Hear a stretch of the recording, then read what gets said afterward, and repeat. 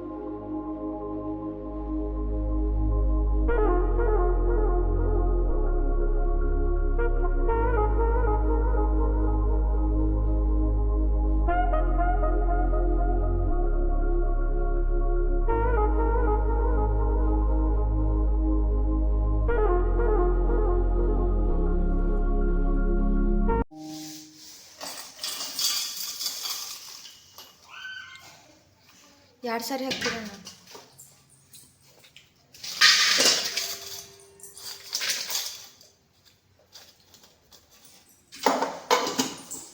ಸರಿ ಅವ ಕಾಲಾಗಿ ಮುನ್ನ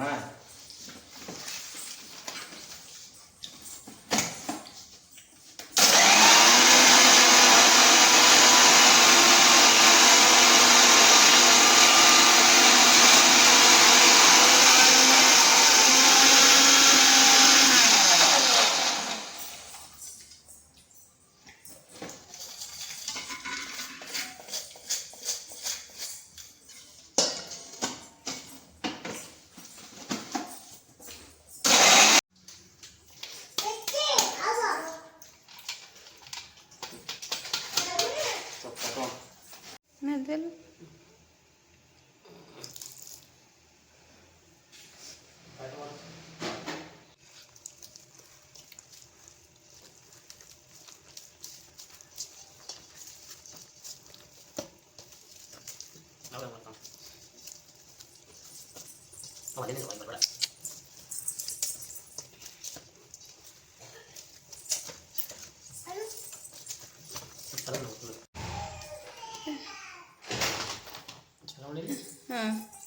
ನಾವು ರೀ ಸೈಜಿನ ಉಂಡೆ ಮಾಡ್ಕೊಂಡೇವಿ. ನೀವು ಯಾವ ಸೈಜ್ ಬೇಕಂದ್ರೆ ಸೈಜ್ ಮಾಡ್ಕೊರಿ, ತುಂಬ ಟೇಸ್ಟಿಯಾಗಿರ್ತೈತಿ. ನೋಡಿರಿ ಯಾವ ಥರ ಬಂದವು ನೋಡಿರಿ. ಈಗ ತೋರ್ಸಾಕತ್ತೀನಿ ನಿಮ್ಗೆ ಯಾವ ಥರ ಬಂದಾವ ಅಂತೇಳಿ. ತುಂಬ ಚೆನ್ನಾಗಿ ಬರ್ತಾವ್ರಿ ಇವು. ಬಾಯಾಗಿಟ್ರಕರು ಬೇಕು ಆ ಥರ ಬಿಸ್ಕಿಟ್ ಜಾಮೂನ್ ಆಗ್ತಾವ ಇವು. ನೋಡಿರಿ ಈ ಕಡೆ ಪಾಕ ರೆಡಿ ಮಾಡ್ಕೊಳಕತ್ತೇವಿ. ಗ್ಯಾಸ್ ಚಾಲೂ ಮಾಡೀವಿ. ಈಗ ನೋಡಿರಿ ಒಂಚೂರು ಏಲಕ್ಕಿ ಹಾಕೋರಿ, ತುಂಬ ಟೇಸ್ಟಿಯಾಗಿರ್ತೈತಿ.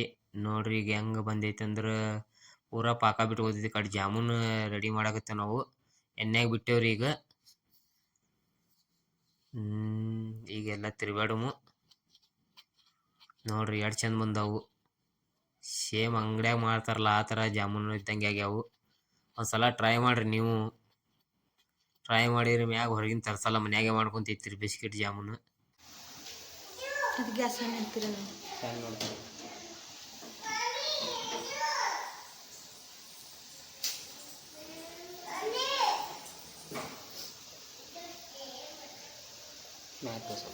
ಕ್ಯಾಮ್ರಾ ಮ್ಯಾಗ